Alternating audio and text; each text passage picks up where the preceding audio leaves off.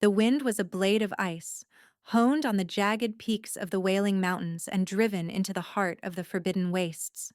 It flayed the skin from Serenith's cheeks and stole the breath from her lungs before it could warm her. Every gust was a reminder of her exile, a physical manifestation of the coldness that had settled deep in her soul.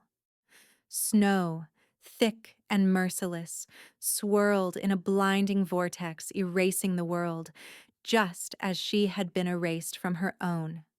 She pulled the threadbare cloak tighter, a pathetic shield against the blizzard's fury.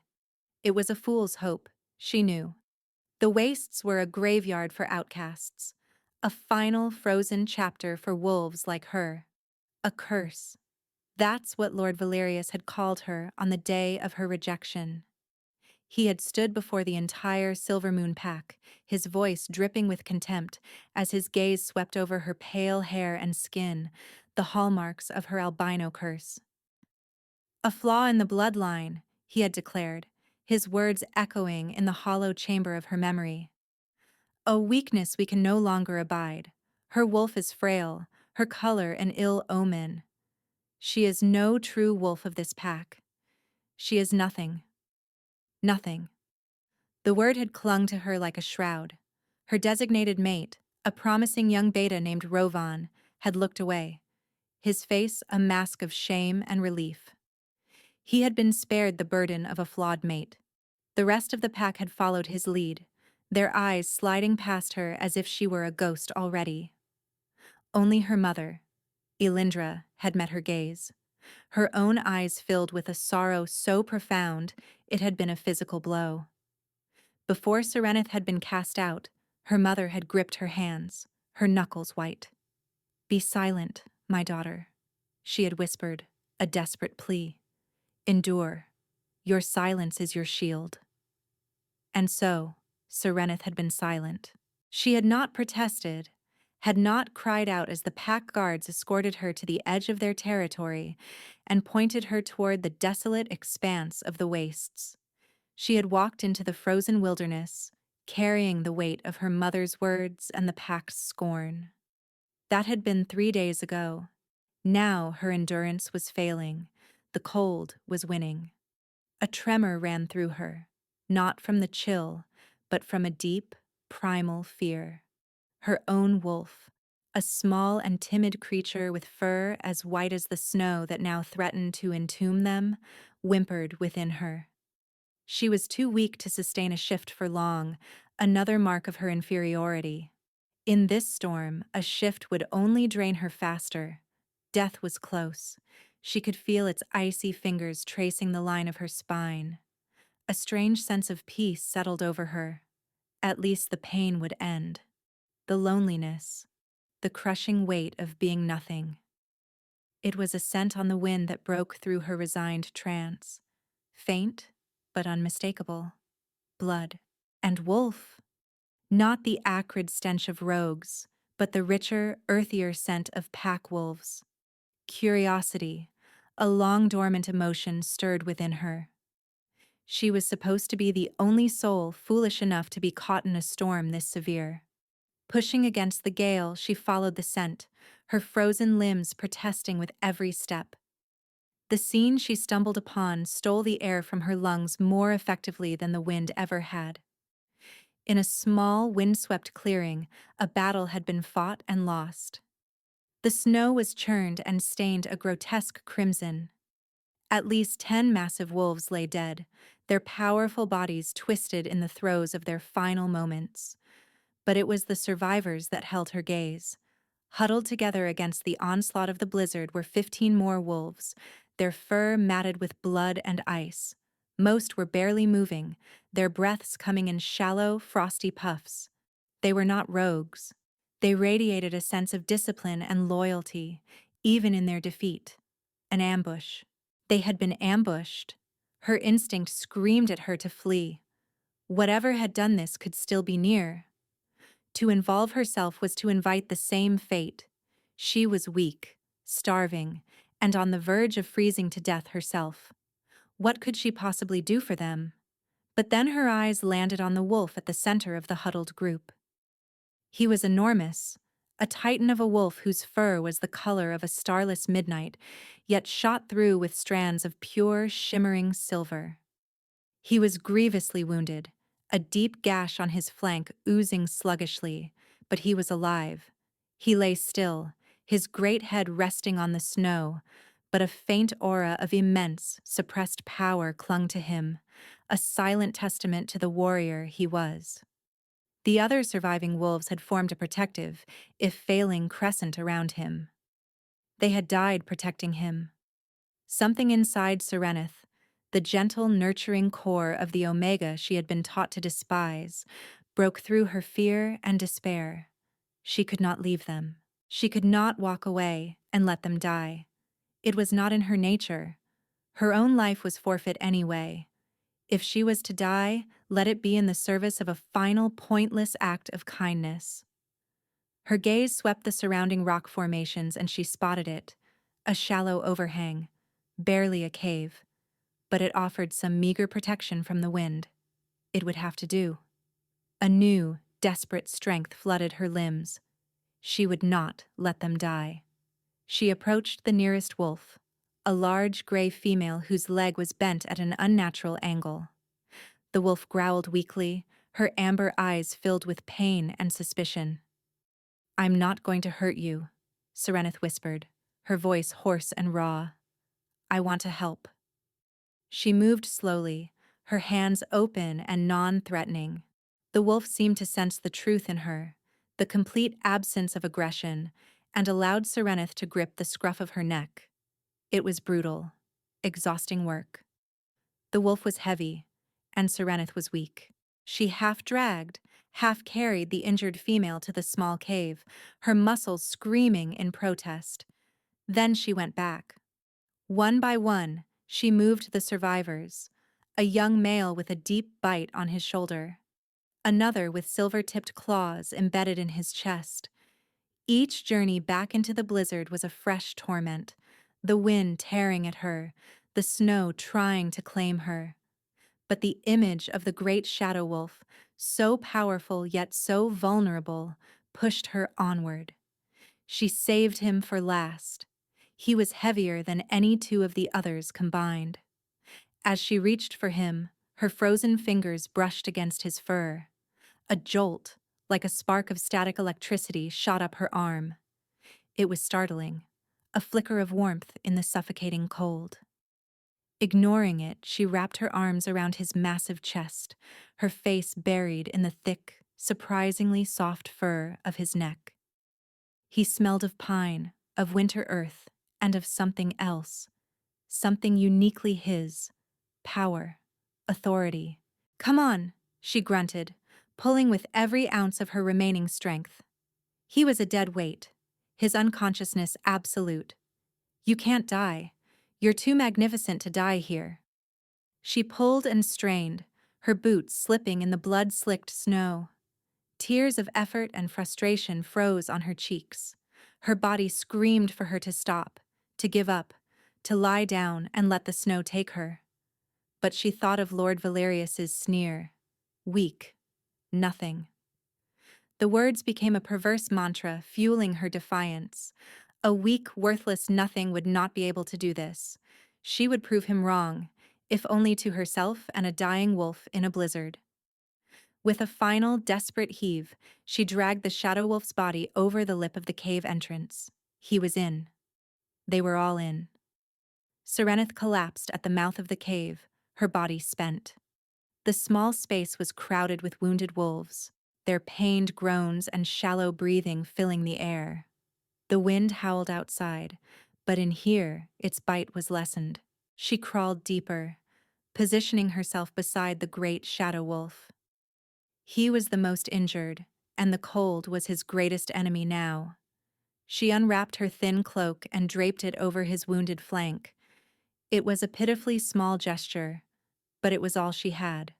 Then, without a second thought, she curled her own small body against his, hoping to share what little warmth she had left. His fur was thick, and beneath it, his body was like a banked furnace, still holding a core of heat. As the hours passed and the storm raged on, A strange delirium took hold of her. Huddled against the unconscious form, she began to speak, the words spilling out in a quiet, broken whisper. Her mother's final command for silence had been for the world of her pack, for her tormentors. This dying wolf was not of that world. He was a safe repository for her pain. They said I was a curse, she murmured, her breath fogging in the frigid air. Because my fur is white. My eyes are pale. They said I was a blight on the purity of their line. She stroked his massive head, her fingers tracing the line of his powerful jaw. I tried so hard to be good, to be useful, but it was never enough. When you are born flawed, everything you do is seen through the lens of that flaw. She confessed her loneliness, the aching void in her chest that had been her constant companion since childhood. She spoke of her rejection, of the look in Rovin's eyes, of the crushing weight of being utterly and completely unwanted. I just wanted to matter, she whispered, a single hot tear escaping to freeze on her cheek. Just once, to one person, to know that I wasn't nothing. Pressing closer to the wolf, she felt a profound sense of peace. Her body was failing. The cold was seeping into her bones, a lethargy she knew she could not fight for much longer. But she wasn't alone.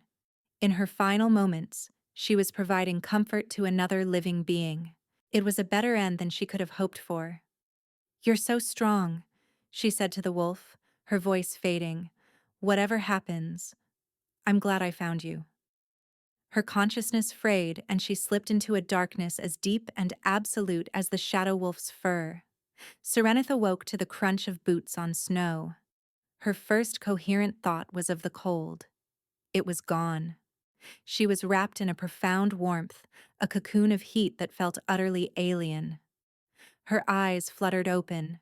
She was still in the cave, still pressed against the massive flank of the shadow wolf. But his fur was radiating heat like a hearth, and draped over both of them was not her threadbare cloak, but a thick, heavy fur-lined mantle that smelled of leather and authority. The sounds from outside the cave grew louder. Voices, deep, commanding, and laced with urgency. Panic seized her. The ambushers had returned to finish the job. She scrambled to her feet, her body protesting, and placed herself protectively at the cave's entrance, a small pale wraith against the brilliant white of the snow-covered landscape. A group of at least 20 warriors stood in the clearing. They were clad in black armor inlaid with silver, their movements precise and disciplined. They were scanning the area, their expressions grim. At their head stood a man with a stern, scarred face and the unmistakable air of a beta. His eyes swept the clearing and finally landed on her. Fear, cold and sharp, pierced through Serenith's exhaustion. She braced herself, ready to fight, to scream, to do anything to give the wolves behind her a few more seconds. The beta's eyes widened slightly, taking in her disheveled state, before his gaze flickered to the cave behind her. He took a step forward. "Stay back," Serenith cried, her voice thin but fierce. The beta, a man she would later know as Gideon, ignored her. He and his men advanced, their focus entirely on the cave. Just as they reached the entrance, a wave of power rolled out from behind her, so immense and suffocating it buckled her knees. It was an alpha's command, but magnified 100-fold, a pressure that demanded submission from the very air itself. All 20 warriors, including the stern beta, immediately dropped to one knee, their heads bowed in absolute deference. Serenith stared, bewildered. The pressure receded, and she turned to see the source. The shadow wolf was gone. In his place, a man was rising to his feet. He was naked, his body a tapestry of lean, powerful muscle, marred by the deep, still bleeding gash on his side and a dozen other cuts and bruises. He was tall, his shoulders broad, and his hair was as black as a raven's wing, shot through with the same startling silver as his wolf's fur. He turned his head, and his eyes met hers. They were the color of molten silver, intelligent, ancient, and filled with an intensity that seemed to look straight into her soul. "Your Majesty," Gideon breathed from outside the cave, his voice thick with relief. "We tracked the assassins. They will not trouble you again."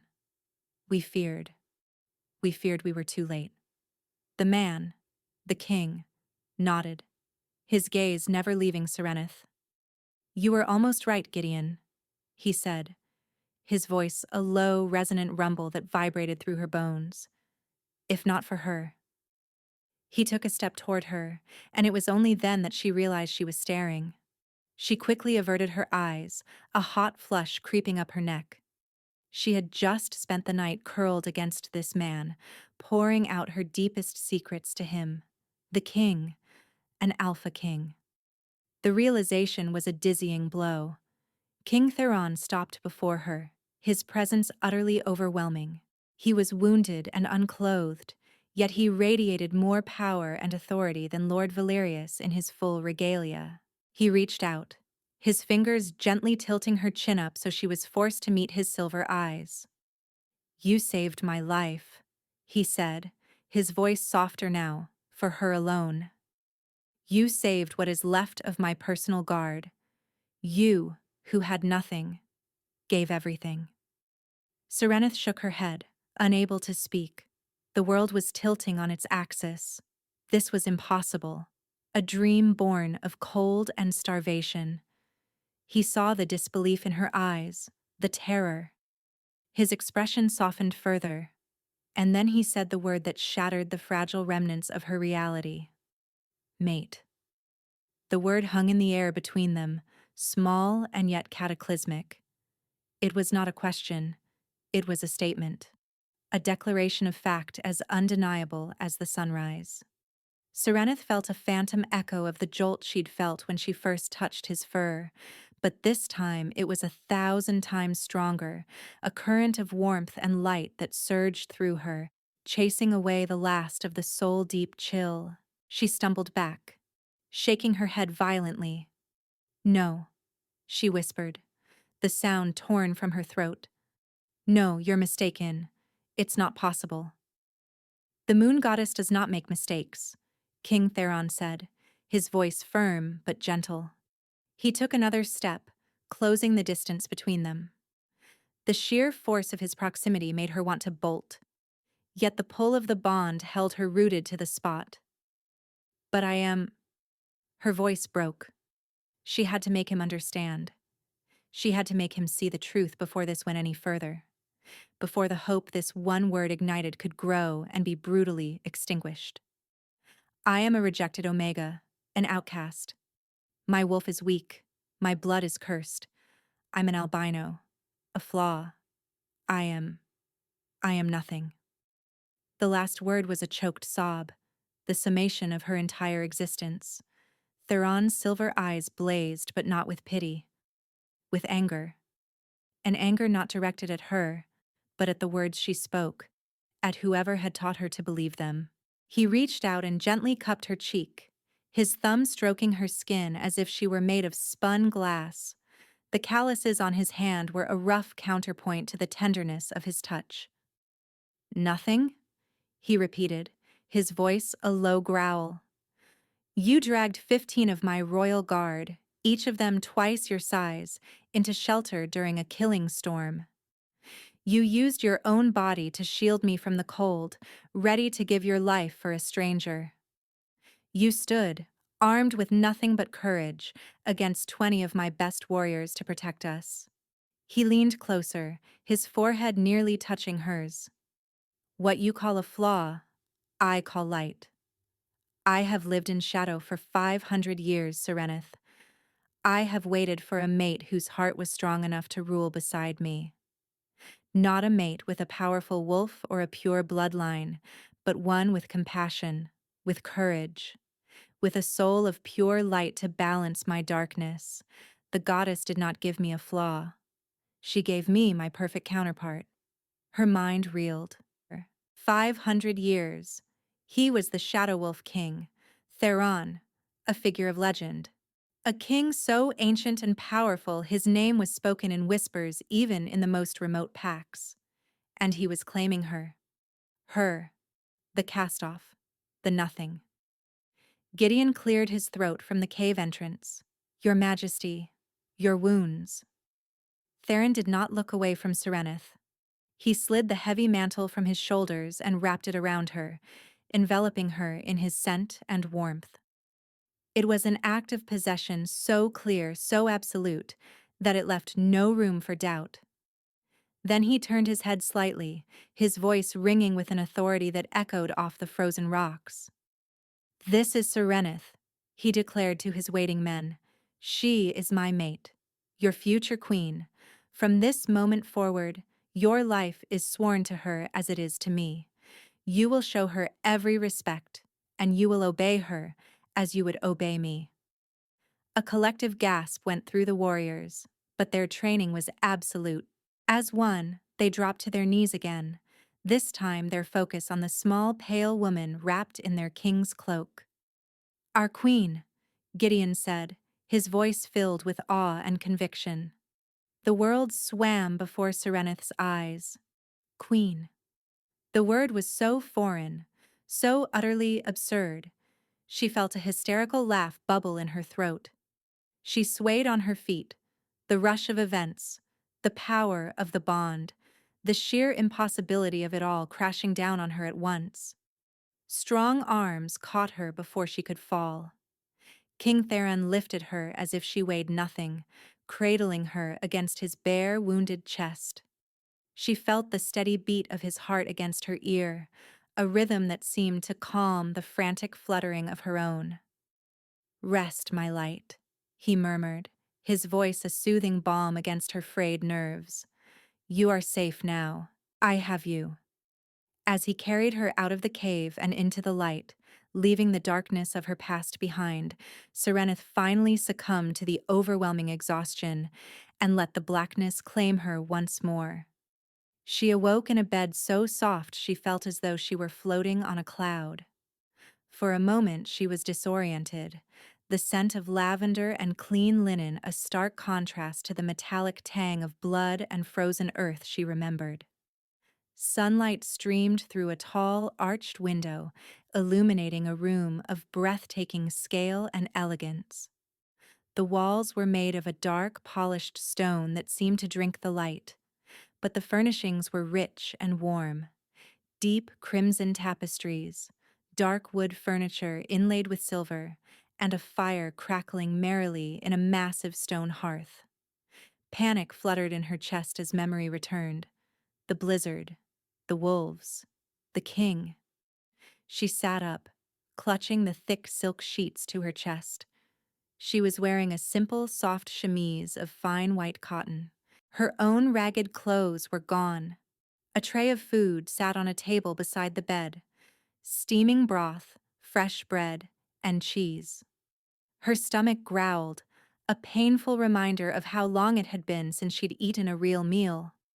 The door opened softly, and a young woman in a servant's uniform entered, her eyes downcast. My queen, she said, her voice barely a whisper. She curtsied low. The king sent me to see if you were awake. He asks if you will join him for the evening meal. Queen. The word still sounded like a discordant note in the symphony of her life. Please, don't call me that, Serenith said, her voice small. My name is Serenith. The servant looked up, her expression a mixture of fear and confusion. But, the king commanded. I know, Serenith said gently, not wanting to frighten the girl. Thank you. Please tell His Majesty that I will join him. The next few days passed in a dreamlike haze. She was a ghost in a palace, a pale shadow drifting through halls of obsidian and granite. The Shadow Wolf Kingdom's capital was a fortress city, carved into the heart of a mountain, yet it was filled with an unexpected warmth. Courtyards were open to the sky, filled with winter-hardy gardens, and great fires burned in every hall. The people were reserved and watchful, their gazes following her with a mixture of curiosity and reverence that made her skin crawl. She was given a new wardrobe of beautiful gowns in shades of white, silver, and pale blue, a stark contrast to the dark, practical clothing worn by everyone else. It was another way Theron marked her as his, as different, as light. But to Serenith, it only made her feel more like an exhibit, a strange, pale creature put on display. King Theron was a constant, patient presence. He was recovering from his own injuries, his side bandaged, but he moved with an innate grace that even the wounds could not diminish. He did not push her. He did not demand she accept the bond or her new role. Instead, he gave her space, a gift she hadn't realized she so desperately needed. He would invite her to walk in the snow-dusted gardens, the silence between them comfortable. He would join her in the vast library, reading from ancient texts, while she simply absorbed the quiet and the warmth of the fire. At their evening meals, held in a small private dining room away from the prying eyes of the court, he would ask her questions about her life. At first, her answers were clipped and evasive. The habit of silence ingrained by her mother's desperate plea was hard to break. But Theron was endlessly patient. He never pressed, simply waiting, his silver eyes conveying a depth of understanding that slowly, painstakingly, chipped away at her defenses. One night, as a fresh snow fell outside the windows, she finally told him everything. The shame of her birth, the constant whispers, the averted eyes. She told him of Lord Valerius's cruelty, the daily humiliations, the way he had made her feel like dirt beneath his heel. And she told him of the rejection, the public shearing of her worth, the finality of being declared nothing. Throughout her story, Theron remained silent, his hands clenched into tight fists on the table. A low growl rumbled in his chest, a sound of such contained fury that it made the fine crystal glasses tremble. When she finished, her voice choked with unshed tears, he reached across the table and took her hand. His touch was firm, grounding. "What that fool, Valerius, cast aside," he said, his voice dangerously soft, "was a treasure he was too blind to see. He will answer for what he did to you, I swear it." His fierce protectiveness was a balm on her wounded soul. But the fear remained, a persistent cold knot in her stomach. This was all a mistake. He saw her as a hero, a savior. But she was just Serenith. Small, weak, and flawed. What would happen when he realized his mistake?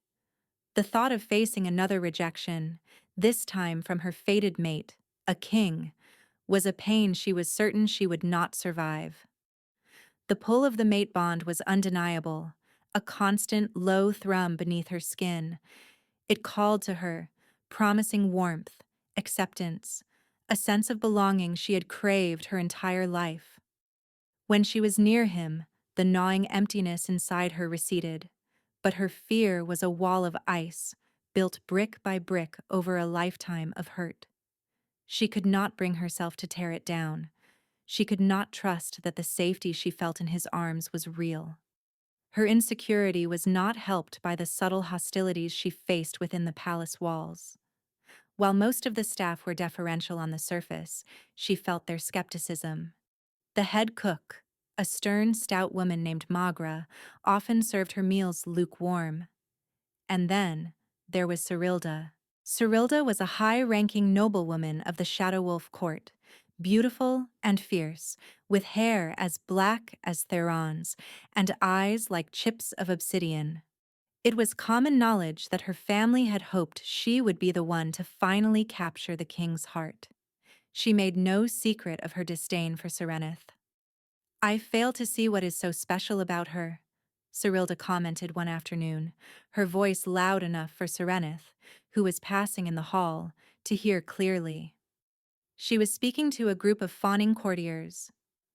"A pale, washed-out little thing, an omega, no less. The king is too gracious. He mistakes pity for a mate bond. The words were like a physical blow, reinforcing every doubt Serenith had about herself.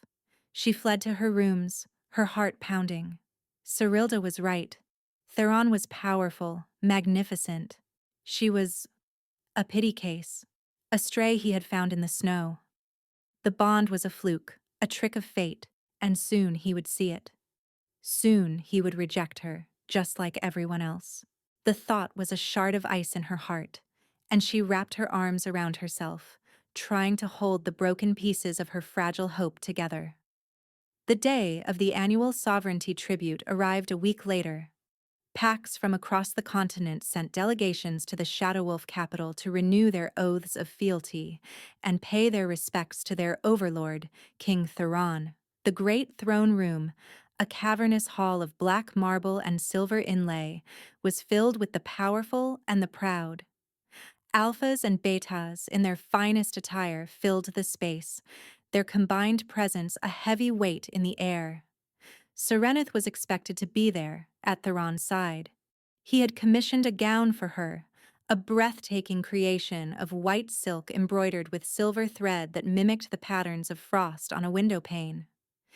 It made her feel like a porcelain doll, beautiful but fragile, and utterly out of place.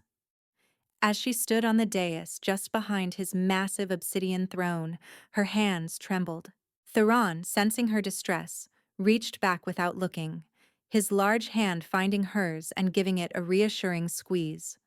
The simple contact sent a wave of warmth through her, steadying her nerves, but the fear remained. One by one, the delegations came forward. The scarred alpha of the Stonecrag pack, Krathor, a brute of a man, offered a chest of raw iron ore. The lithe alpha of the Riverbend pack offered silks and spices. And then the herald announced the next delegation, and the blood drained from Serenith's face. Presenting Lord Valerius, High Counselor of the Silver Moon Pack. Time seemed to slow down. Serenith's breath caught in her throat. She wanted to run, to hide, to become invisible. She instinctively took a step back, trying to conceal herself behind the bulk of Theron's throne. But it was too late. Lord Valerius strode forward, radiating an aura of smug self-importance.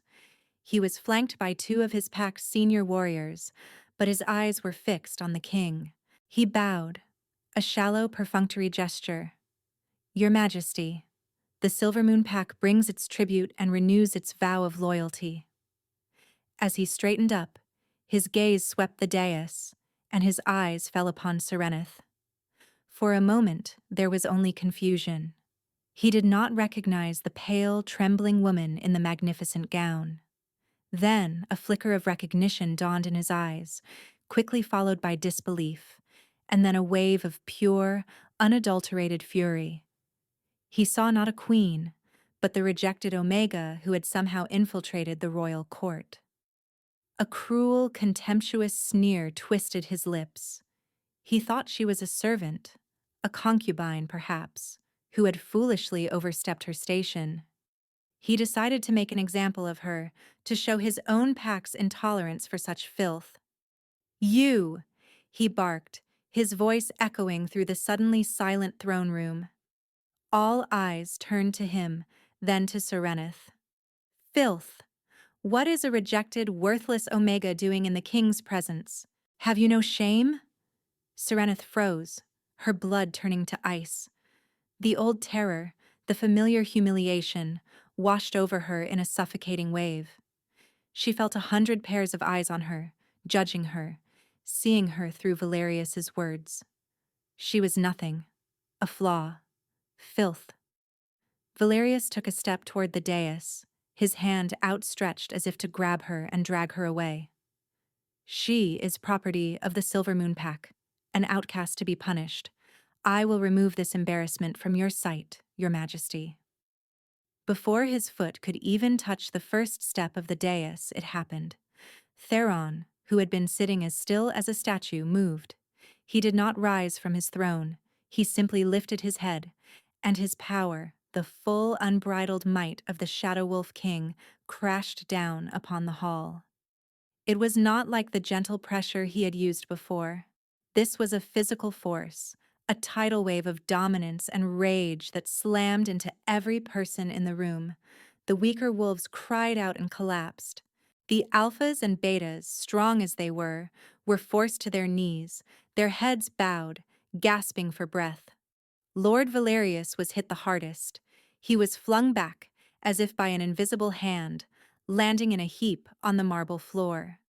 The Alpha Command focused on him, pinning him, crushing him, forcing the air from his lungs. He choked, his face turning purple, his eyes wide with terror and agony. Theron rose slowly from his throne, a figure of terrible majesty. He descended the steps, his silver eyes glowing with a cold, lethal light. He stopped before the groveling form of Lord Valerius. His voice, when he spoke, was not loud, but it cut through the silence like a shard of obsidian, laced with deadly calm. "You dare," he began, each word a hammer blow, "to speak to your queen that way." A collective gasp, muffled by the crushing pressure, rippled through the kneeling crowd. Valerius's eyes widened in horror, comprehension dawning too late. "You stand in my hall," Theron continued, his voice dropping even lower. "And you call the light of my life, the other half of my soul, filth? You call the woman who saved my life when I lay dying worthless? You are not just a fool, Valerius. You are blind." Theron crouched, bringing his face level with the terrified counselors. "She told me what you did. The years of torment, the public humiliation. You took a priceless gem, a soul of pure kindness and courage, and you tried to crush it. You cast away the greatest treasure your pack would ever know because you were too small, too obsessed with status and power, to recognize true worth." He placed a hand on Valerius's shoulder, and the man screamed as a jolt of pure power surged through him. "Let me make this clear," Theron snarled, the sound a primal promise of violence. "Serenith is my mate. She is the queen of the Shadow Wolf Kingdom and all its territories, which means she is your queen. You will kneel before her, and you will beg for her forgiveness. And then you will return to your miserable pack and inform them that their tribute is rejected. Your fealty is worthless to me. Pray that your queen is more merciful than her king, for if it were up to me, the Silver Moon Pack would be a footnote in the history books by dawn." He released Valerius, who collapsed, sobbing and gasping for air. The immense pressure in the room receded, but no one dared to move. Theron turned and walked back to the dais. He stood before Serenith, his expression softening as he looked at her. And in that moment, something inside her broke. Not in the old, painful way, but in a great, shattering release. The wall of ice she had built around her heart, the fear, the doubt, the ingrained worthlessness, it all cracked and melted away under the fiery heat of his defense. Watching her lifelong tormentor brought so low, hearing her worth declared so fiercely and absolutely before the most powerful wolves on the continent, was the most profound catharsis she had ever known. Tears streamed down her face, but they were not tears of pain or humiliation. They were tears of relief, of vindication, of a hope so bright it was blinding. She looked at Theron, at this magnificent, terrifying, and gentle king who saw her, truly saw her, and loved what he saw. He reached out and gently wiped a tear from her cheek. "It is over, my light," he murmured. "No one will ever harm you again." She took a shaky breath, and for the first time, she did not shrink from his touch. She leaned into it, a silent surrender. The last of the ice had melted. Later that evening, after the stunned delegations had been dismissed and the court had retreated into hushed whispers, Serenith found Theron standing on a private balcony overlooking the starlit mountains. The air was cold, but she no longer felt it. The warmth that now bloomed in her chest was more than enough to keep the chill at bay. She came to stand beside him, wrapping her arms in the heavy cloak he had given her, the one that had started it all. He turned to her, his silver eyes searching her face, his expression uncertain for the first time since she had met him. He was waiting for her verdict. He had defended her, claimed her, avenged her. But he had never forced her. The final choice was still hers. Looking up at him, at his strong, handsome face, at the concern and love shining in his eyes, she felt no fear, only a profound sense of peace, a sense of coming home. The shattered pieces of her soul, which she had thought were lost forever, were knitting themselves back together, made stronger by the bond that flowed between them. Lord Valerius was right about one thing, she said softly, her voice clear and steady. A flicker of pain crossed Theron's face. Serenith. She placed her fingers on his lips, silencing him. He said I was nothing, she continued. And I was. I was a vessel of fear and shame, an echo of other people's hatred, but I'm not anymore. She took a deep breath, letting the last of her old self fall away. You saw a queen in the snow when all I saw was a broken girl. You saw light when all I knew was shadow. You saw my strength when all I felt was weakness. She reached up and cupped his jaw, her touch now confident and sure. I choose you, Theron, king of the Shadow Wolves, she said, her voice ringing with a newfound authority. I accept this bond. I accept this life. I accept you. Relief, so profound it was almost a physical blow, washed over his features. He let out a breath he seemed to have been holding for centuries. Serenith, he breathed, his voice thick with emotion. He gathered her into his arms, holding her as if she were the most precious thing in the universe. I thought, he began, his voice rough. I feared the wounds were too deep, that I could never reach you. You reached me from the moment I found you, she whispered against his chest. You just had to help me find myself. He pulled back just enough to look down at her, his silver eyes shimmering with unshed tears. Then let us make it real, he murmured. He lowered his head and his lips met hers. It was not a kiss of possession or of royal decree. It was a kiss of equals, of two souls finding their mirror image. It was fire and starlight, shadow and light. A silent vow that sealed the cracks in her heart with gold. The mate bond, which had been a steady hum, flared into a brilliant, blinding supernova, flooding every part of her being with love, acceptance, and a power she never knew she could possess. It was not just a feeling of being loved, it was a feeling of being known, utterly and completely. Their official mating ceremony was held a month later under the light of a full moon. Serenith stood beside her king, not as a pale, flawed Omega, but as Queen Serenith, the moon-blessed, her white hair and fair skin no longer seen as a curse, but as a divine mark of the goddess's favor. The people of the Shadow Wolf Kingdom, who had once watched her with skepticism, now looked upon her with adoration. They saw the way their ancient, lonely king looked at her, as if she were the sun. And they saw the quiet strength and compassion she brought to his side. Her past was not a source of shame, but the foundation of her reign. Having known cruelty, she championed kindness. Having known isolation, she created havens for the outcasts and the lost, ensuring no one in their vast kingdom would ever feel as worthless as she once had. Her supposed weakness, her Omega's nurturing heart, became her greatest strength as a ruler, tempering Theron's immense power with unwavering empathy. Standing on the great balcony of the palace, looking out over the moonlit peaks, she felt Theron's arm wrap around her waist, pulling her back against his solid warmth.